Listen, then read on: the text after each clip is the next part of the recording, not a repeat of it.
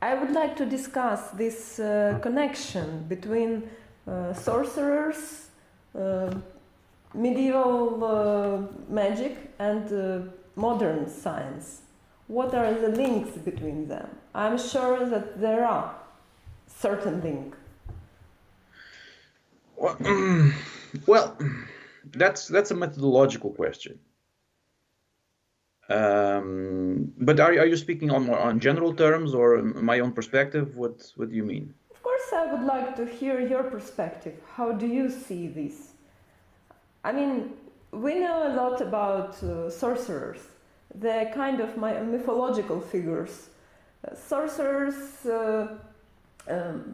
medieval mystics, and from the other hand, we have modern science with all this funding and bureaucracy and so on and so on. But as I see this modern science, it has roots in medieval mystics. So probably this is the direct path from one to another. How do you see this process? Well, first of all, my interest in both these fields. This is why I am addressing this question to you. My original interest in either science or religion, I would use the general term religion instead of particularizing it as sorcery or magic. It would have at its core, at its base, a similar origin, which is you just want to know how things work, and whether both religion and science do attempt to give you an answer to this through different methods. But ultimately, my current research, my current research cannot be said to be on an equal footing as that, because while you can follow science and still hope and claim to be attempting to study the foundation of cosmological truth in a way or another. To do this from a religious perspective is obviously a different case. It's hard in a purely secular life. You have to go all monastic and all those things. So it's not a practical endeavor to pursue. Some people can manage to do it at the same time as science. So science was just the way. If I did have this preoccupation on cosmological functioning, science is the easiest and the most accessible avenue for this exploration. And ultimately, currently, my interest in religion and magic is it's not so much about me figuring cosmological truth out. It's a historical study. I'm not so much at this point. I'm not so much interested in what is actually truth on a cosmological sense, what people have pursued as truth, how they interpreted this, how they interacted with this, and the intellectual and cultural constructions that they built around it, and how that ultimately informs our own societies and our interactions with each other. Somehow this to me is a much more interesting exploration than just the discovery of truth. In a personal sense, ultimate truth, ultimate cosmological truth, which science at least has the decency to accept that it will never reach ultimate truth. Ultimate truth is unobtainable. But that ultimately seems boring when compared to the interpretations that truth might have had by individuals or by societies or by cultures. It's so much more interesting, so much more colored, and so much more just vivid. And you feel I do, at least as a historian, this kinship to all these individuals who throughout life, throughout history, hundreds and hundreds of years, have attempted to come close to this idea, to this truth, and all the different methods and all the different avenues that they did, and how that then informed our own visions of that same truth. The exploration of their ideas is actually much more interesting to me than the exploration of their truth. I don't know if that makes sense. But ultimately, if we're focusing on, this is kind of a hard break. If we're now focusing on the relationship between science and religion, this is a completely contemporary preoccupation, because this comes from the distinction that people make, the tree, which is early 20th century construction, which is the division of human knowledge between science, magic, and religion. It's an old school anthropological division, which is false. It's anachronistic. That doesn't exist. The definitions of these three subjects, the distinction between these three subjects, is something that occurs in with the Reformation and the Enlightenment. You told that this division was completely artificial. It doesn't exist really. But yeah, so it comes from this division comes in the Enlightenment, with the Enlightenment and the Post-Reformation, and it's a moment when there is a Western society at large feels this kind of necessity to redefine and include things within a certain new mentality, meaning the division of science, magic, and religion. It basically places science and religion as the two positive poles of human knowledge. The definition of religion is ultimately practices of a spiritual nature which society deems to be correct and acceptable. And science, on the other hand, are just methods and techniques and practices, again, which the academy sees as enlightened and positive. And everything that these two categories in their construction exclude from themselves is lumped into magic. Magic is the category of exclusion, where things that society deems either untrue, false, or merely unacceptable are lumped into. So that's the relationship between these three concepts, which are artificial, because they are only true in a localized sense. They are only true of particular circumstances in Western society.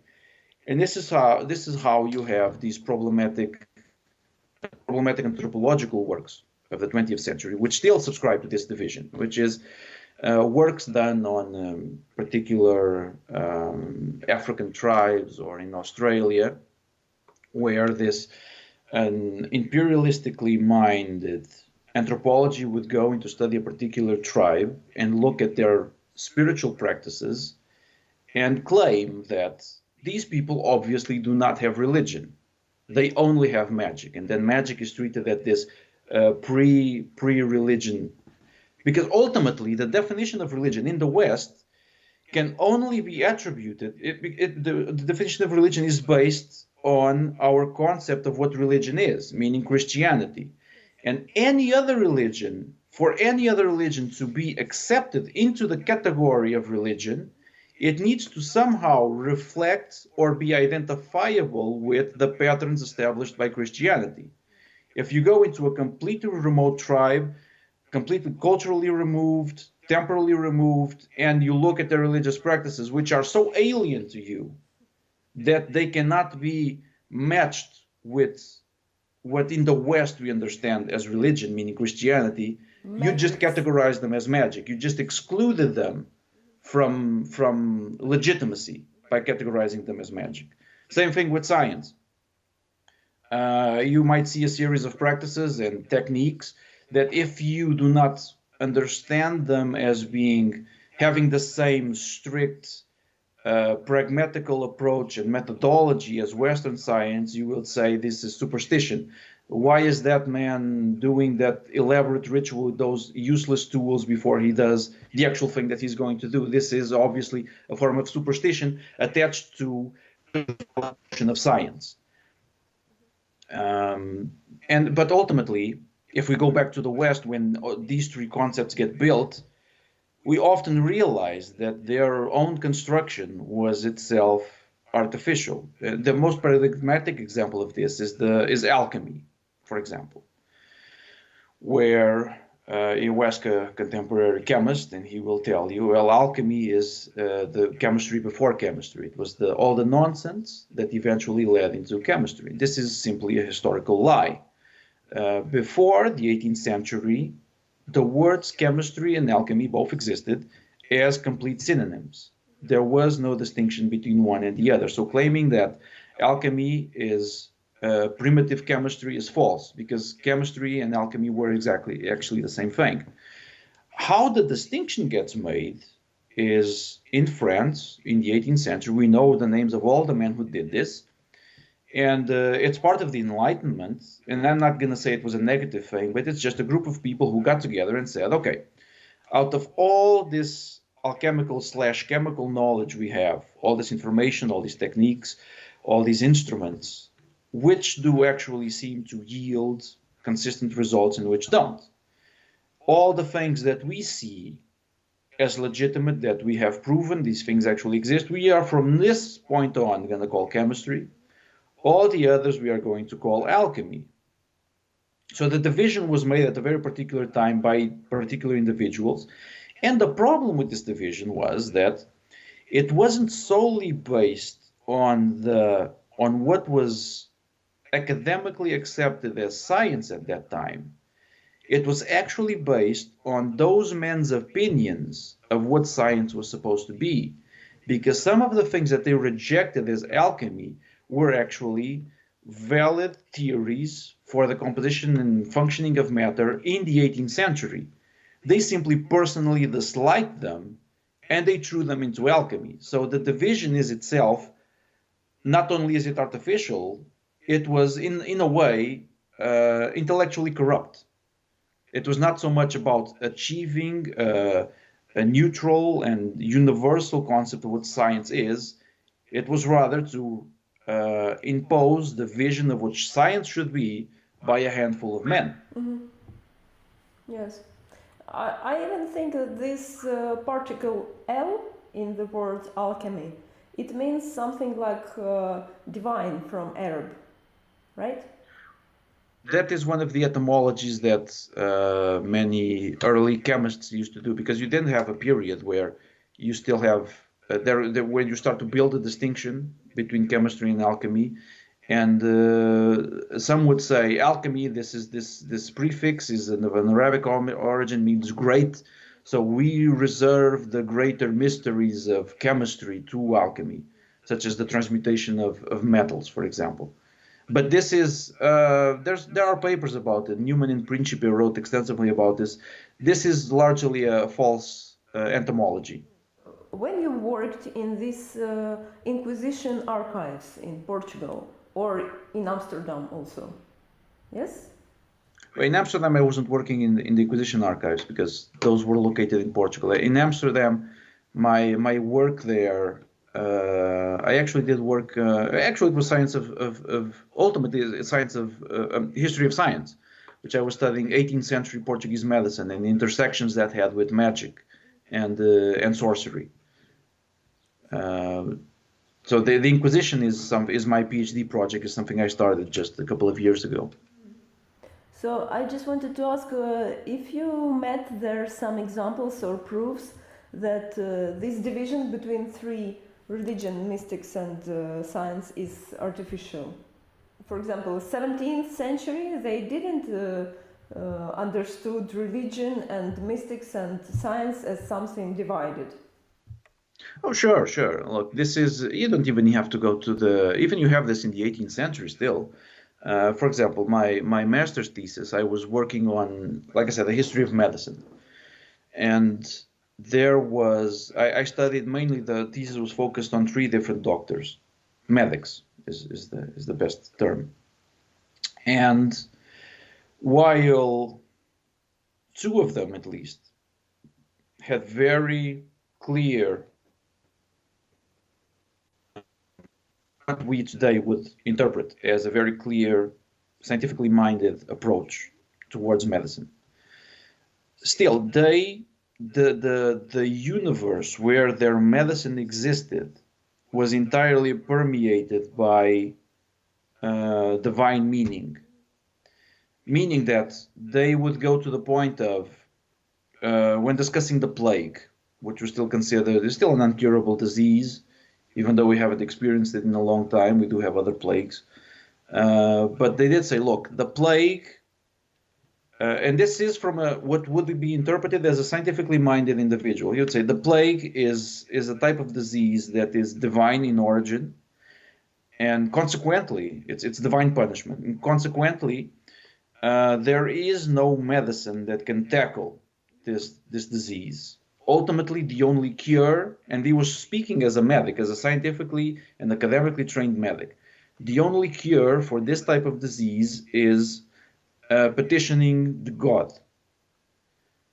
So his conceptualization of medicine as a science was not itself separated from a religious observance. Ultimately, even the very nature of healing and the very nature of a particular substance as being good to heal a particular ailment, the nature of that virtue, of the virtue of healing, was divine in origin. So there wasn't a strict division between what we would call iatromechanics, which is just what our medicine is today, which is a linear application of causes and effects. There wasn't a division from this, which is purely materialistic in nature. There wasn't a division between this and simply God exists within all things, or there is not God exists, because this would be pantheism, but there is divine virtue and divine significance in all of these things. And science was not excluded, or did not exclude itself from studying this inherent divine virtue of things. You mentioned during your Kiev lecture that there were some political issues during your work with Inquisition archives. What were they? Well, these are of several natures. There are political issues, and then for the first time approaching the Inquisition, and you're approaching the archives, where the records of the Inquisition are. The first level that you go through is policy. Look, there is essentially a problem when you want to study, when you're working at the archives at any point.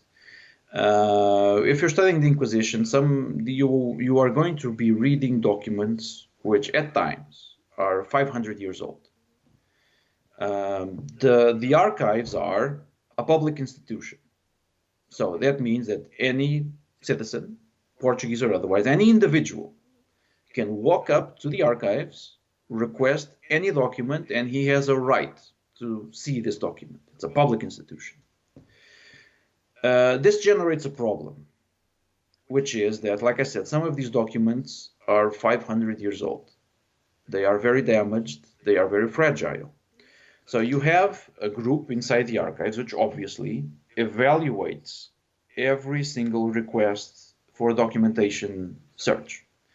Before you get your document, they pick up the document, they look at it, they see if it's damaged, if it's not damaged, if it's proper for consultation, and if it's okay, if it's okay, they just, fine, you can read it.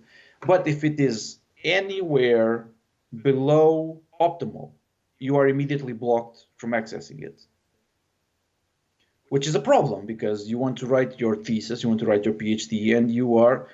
So I've had when I went a whole week to the archives, and I was an entire week at the archives and just getting rejected, asking for a document, waiting half an hour, rejected.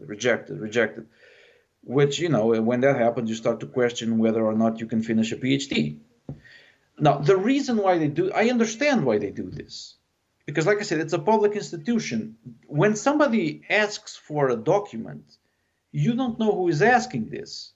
You don't know if it's a scholar, if it's a student, if it's a professor, or if it's just somebody from off the streets who doesn't know how to handle a 500-year-old document, is not careful, and they obviously can't restrict access based on like your graduation. This would be unconstitutional. So the solution they have is, since they don't know who is asking for this document, if the document is damaged, there is a risk that this is a guy who won't be able to handle this document. He just reject it immediately. So you have to find a way around this. And how you do this is where policy and politics starts to enter. I managed to find a way around this because my supervisor is very well respected in Portuguese scholarship, in history, and is very influential and has written extensively about the Inquisition. And obviously the archives want to have the most papers available on their documents, because if you have lots of publications, you get to claim more funding. And my supervisor just had to contact the head of the archives, and not through official channels, but contact him personally, like his personal email, and say, I have a student, he wants to study the archives, he wants to study the Inquisition. Either you allow him access in some way, or I will no longer work in the Inquisition. And so he got me in. And look, this is, even though I am participating in it and I accept my place in this, this is a form of corruption. This shouldn't be happening. There should be a different way to do this. You shouldn't be required to depend on, ultimately, the patronage of a heavy name in order to have access to what is essentially public property. This is a big problem. But still, I did get access, and the access is done in a very particular way.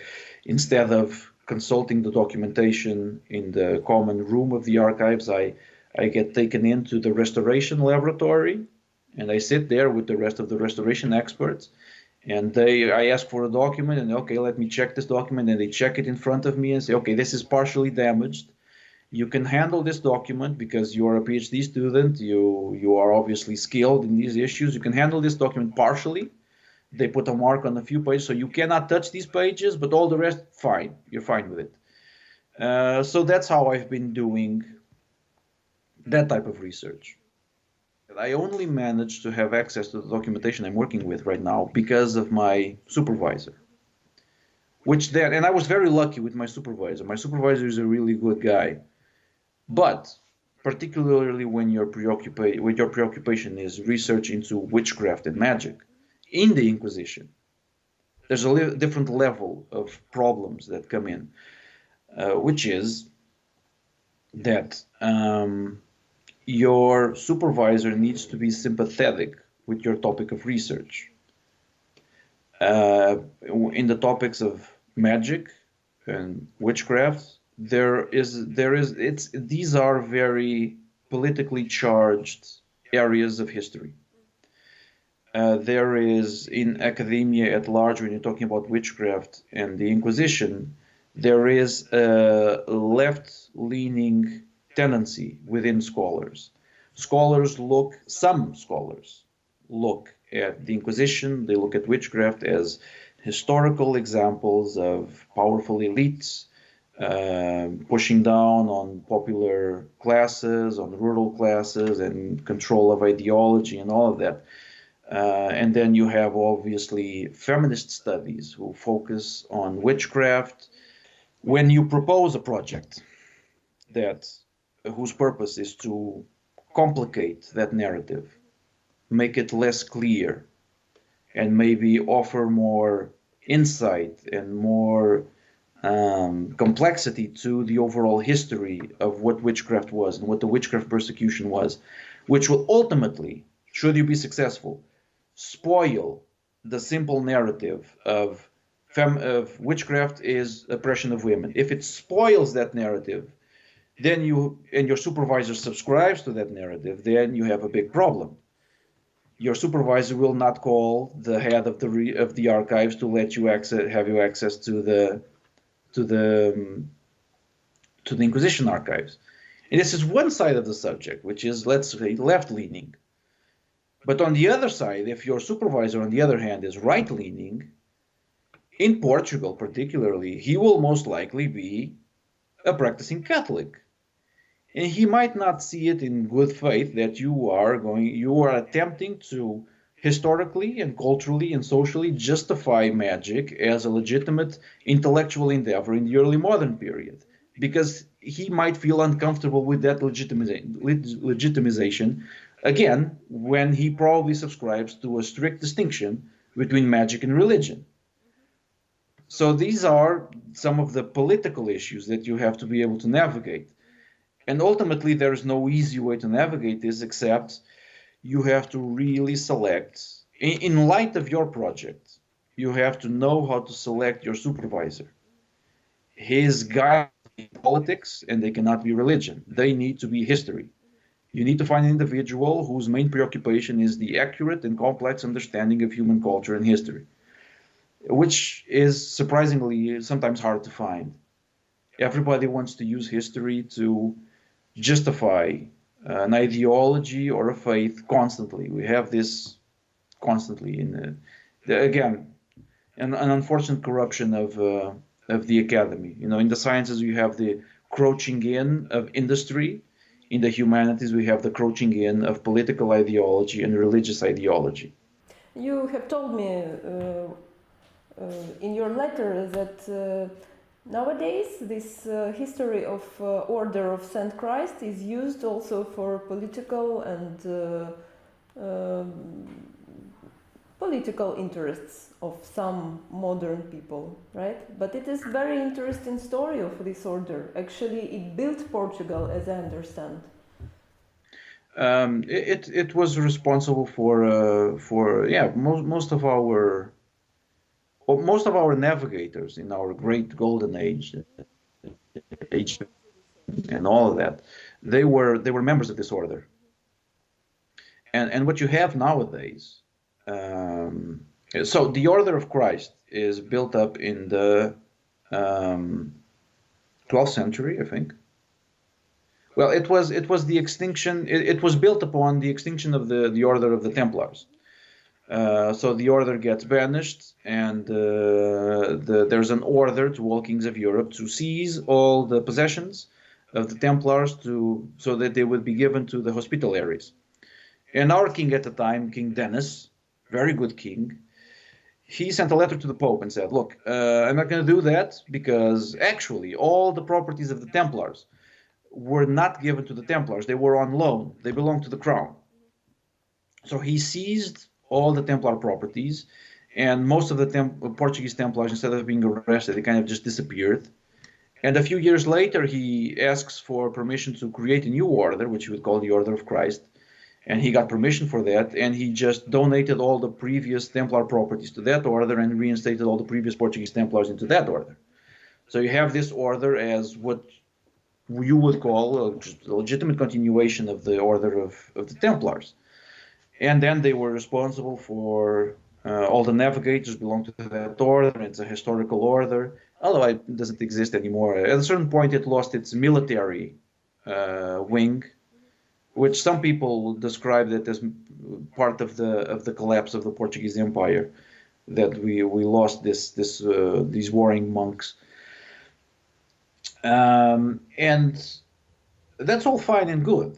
That's history. I'm not going to debate history. But then this is used for within certain Templarist leaning associations or Templarist Masonic associations. This historical narrative is used for very concrete nationalistic purposes, which again becomes very problematic, which is that idea that, no, Portugal, the construction of the Portuguese Empire and Portugal itself as a nation is inherently connected to the Order of the Templars and their legitimate continuators, the Order of Christ. So we are, in fact, the true inheritors of the Templar legacy and the Templar secrets and the Templar, and then you get into all the conspiracy theories. And so, it's When you esotericism and nationalism, which are two things that frequently cross, but every time they do cross, it's always an issue. It's always a problem. It's always a problem not only because these are frequently ahistorical constructions. Most of these guys, they do have a solid historical background, but then when they start incorporating all these conspiracy theories, they create ahistorical constructions, which ultimately, the ultimate purpose is to create essentialist narratives of identity. If you tie Portugal to these constructions, then you get, and people accept that, then you get to claim what Portuguese identity is, and you get to control the population. This is how these things work. This partially happened with our Portuguese dictatorship, which was basically just a rewriting of what Portuguese identity is through historical constructions. Basically that's it. Like I said, this is legitimate historical information. And the problem that when this gets tied to nationalism, then the study of esotericism, the study of the actual history that these people latch onto becomes tarnished, becomes tainted. You no longer have, you might be limited in your freedoms as a historian to actually do genuine research into it, because it gets tied to all of these issues. Jose, when you presented yourself as a researcher of the bloody wars between Old and New Christianity, what do you mean by that? Okay, so that's a particular issue of Portuguese history. So, the Iberian Peninsula at large, for most of the Middle Ages, had a healthy population of, even though it was a largely Catholic Christian region, it had a healthy population of Jewish and Muslim individuals, very rich in culture and all of that. And there is a certain point when you get the early modern period when there is something called the Alhambra Decree, which the Catholic kings, the Spanish kings, well, it wasn't called Spain at the time, it was Castile. They basically ban all non-Catholics from their territory, Christians and Jews. Everybody gets out or they get converted or something. So what happened is a large percentage of Spanish Jews just moved into Portugal. And then there was King John II. He married the daughter of the Catholic kings, and part of his marriage contract stated that he needed to do the same thing in Portugal. He needed to banish Muslims and Jews. Now, King John II is considered one of the greatest statesmen in Portuguese history, to a Machiavellian level. He is largely, in terms of economics, he was a genius. He was largely disliked as an individual. He was a cruel, calculating man. And what he did was, he would abide by a time period for, in particular, Portuguese Jews to convert to Christianity. They had this a few years where they could convert and nothing bad would happen to them. But he issued this, instead of the Jewish population converting, obviously they started abandoning the country. Now, they were a very significant portion of the Portuguese population, an educated portion and a relatively wealthy portion. Lots of our merchants were Jews. So before seeing that basically our commercial class was leaving the country, what he did was close all Portuguese borders, which basically meant he locked in all the Portuguese Jews. So they were left with only one option, which was you needed to convert to Catholicism. Now this was a process of mass conversion. And all the converted Jews gained the title of new Christians, as opposed to the old Christians, the Catholic families, and now we had a new caste of people, the new Christians. And it was basically what happened before that, in the sequence of that, was institutionalized racism. Because being a new Christian was not something that you could shake It's not something that it's not like, okay, even if if society is anti-Semitic and you're a Jew and you convert to Christianity, you might expect that the discrimination that you suffered until that point will maintain itself, because people will remember you as being still a Jew. You might expect that your son, being born being baptized and being born within the confines of Christianity, that he would be treated as a Christian, but no, he's still treated as a Jew. He still has the label of new Christian. So what happened was, the king after King John II, King John III, was actually the king who institutionalized the Portuguese Inquisition. He created the Inquisition. And when the Inquisition gets established, the main purpose of the Inquisition is to find and remove heresy from a society. When the Inquisition gets established, there is the realization that Portuguese society is entirely permeated by hidden Jews, the new Christians.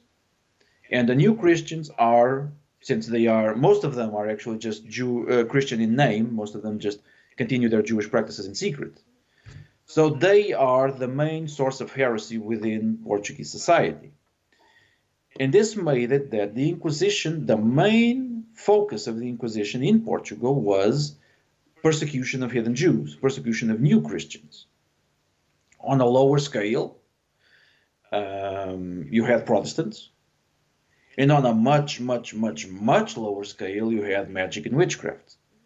The Portuguese Inquisition actually had very little preoccupations with magic and witchcraft. Just actually, if you go to the archives, the records of the Inquisition are insanely vast. But if you boil it down, I just want to study magic and witchcraft, it's actually not that much. It's like 3,000 documents at the most in the universe of 300,000.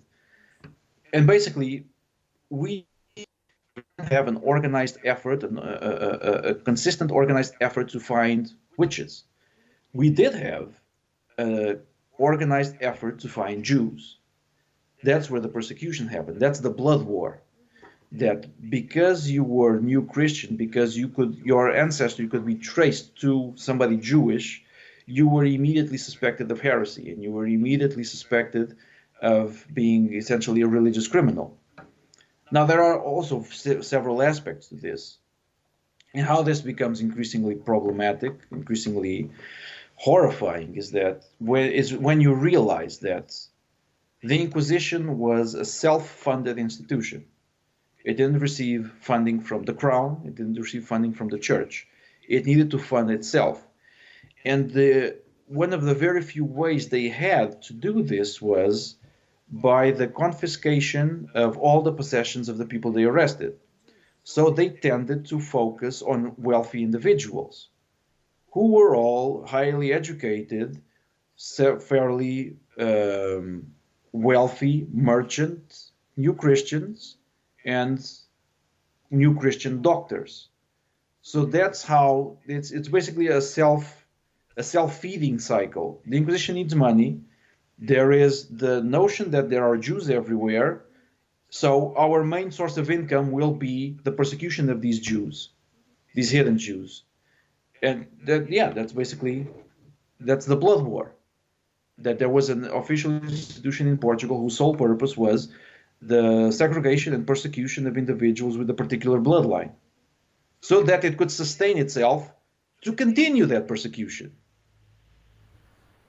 Thank you. This is really interesting story. And my last question is, actually you lead it to this. It is about criminals.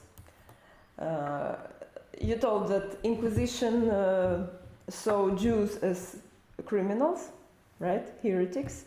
But my question is about another criminal, which is Brazil criminals who worship Book of St.Cyprian, as you mentioned during your lecture. It is such an interesting turn, like sorcerers to criminals. Well, that's in Brazil. That's its own topic. And first, I'm not the expert on Brazilian issues, although I do know some of it. So the relation between sorcery in Brazil and criminality is historical, as is everything. There is and then also this has this political history. No, there have always been particular practices in Brazil, particularly religious and let's call them magical practices in Brazil. You do find this again in the Inquisition. You find a lot of this, even though the presence of the Inquisition in Brazil was a bit, sometimes a bit sketchy. They didn't have a good foothold there. But you do have ample cases, very interesting cases, where you can both see the construction of what would become the contemporary Afro-Brazilian cults, Quimbanda, Umbanda, Jurema. You have terms that relate to these contemporary active cults already being formed in the 17th and 18th century. That's very interesting. And then you also have the issue that, like I said, witchcraft and magic wasn't a particular preoccupation with the Portuguese Inquisition, even though these were illegal. It was a crime. To practice magic was a crime. So if you got caught, you would still be persecuted. But there was no one out there searching for you. But if you got caught, you would be persecuted. And since they didn't care that much about magic, the penalties weren't that strict. They weren't that high. They barely killed any witches. They killed two or three, a handful of them. And the most common sentence for somebody that was actually proven to be a witch was deportation to Brazil. So you just shipped lots of witchcraft practitioners, magic practitioners to Brazil, and you read their practice, the practices that they had in Portugal, and you can already tell this is a continuation of what this person was doing right here. They use some of the same spirit names, they use some of the same structures in their incantations. So this is magic in Brazil. Not only is magic a criminal activity in the Portuguese Empire, it was constructed actively by criminals. It was in Brazil. It was people who got there. They already arrived at Brazil with the label of criminal. So the constructions that they made on top of that they had, this was their identity at that point. They were labeled like that. Even if they were banished to Brazil, they would go banished to Brazil with the label of sorcery. Legally, whenever any institution of authority looking at them, the first thing that they would see on their record is this person is a sorcerer. He's a criminal because of that. So the construction of magic in Brazil is explicitly done by criminals. But then when you get to more contemporary times, and Brazil had a military dictatorship, the Vargas dictatorship, when all these different Afro-Brazilian cults start to gain their identity and define themselves, not only on the terms of a society that is condemning them, but on their own terms, assuming their own role as, I am now a quimbandeiro, I am now a macumbeiro, and they start defining themselves. They are outlawed. These cults were illegal during the dictatorship. And a part of what eventually in the 19th century helped structure and inform and I wouldn't say guide, helped structure the cults was the massive production of the Book of St.Cyprian, the Portuguese magic book. It gets done somewhere in the 19th century. We don't know when it happens. We don't know who did it. And very rapidly it spreads to Brazil, and it was taken as kind of a blueprint for the way sorcery functions, the type of spirits that you work with. And so this becomes associated with this, what would at the time be a criminal environment, although that in the 19th and 20th century, this label of criminality was not self-generated. It was projected by a fucked up regime. So I guess that's kind of, does that answer this? Yes. And this covers so different issues into one whole story. I'm just surprised by that. Well, that's what history does. Yes, yes. Thank you, Jose, very much. By the way, my birthday is the same day with Salazar. Oh, wow, okay. And yours? Oh, it's January. It's on the 9th of January. So I don't know any famous person with the same birthday. Salazar was a very interesting man. I won't say that all his. I'm not glorifying him in any way. He did some messed up things, but a very interesting, intellectually, a very interesting man.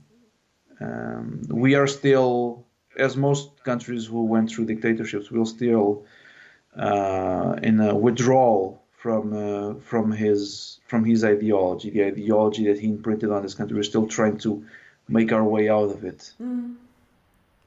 Which is maybe not the best thing, right? No, it's not. Like I said, the one thing that happened during the dictatorship was the artificial construction of identity, which at times generates a schizophrenic society. That what you feel, what you see as truth, historical truth, cultural truth, and social truth, starts to clash with an idea of either collective Portuguese identity or individual identity as a Portuguese man. You see that these things don't match up, and so it generates social schizophrenia. Yeah. Jose, I hope you will come to Ukraine another time and we will discuss this more. Actually, the process is... I went there in winter, and everybody just said you should come in spring. It's much better. Yes, please come. Thank you very much for this interview. I hope for another one, maybe after some period. But this was very substantial for me, this talk. Thank you very much. Thank you for asking me. It was wonderful. Okay. And see you next time. See you next time. Yes, goodbye, Jose.